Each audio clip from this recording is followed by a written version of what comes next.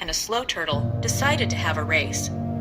The rabbit, confident in his speed, took a nap halfway through, thinking he had plenty of time to catch up.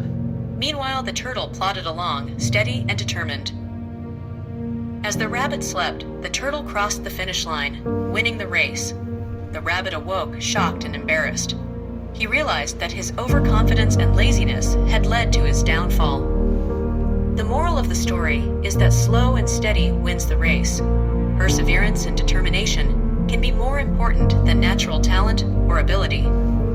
The rabbit learned a valuable lesson about humility and hard work, while the turtle proved that even the slowest can achieve great things with persistence and dedication. From that day on, the rabbit and turtle became great friends, respecting each other's unique strengths. Please like, share and subscribe if you want to watch more.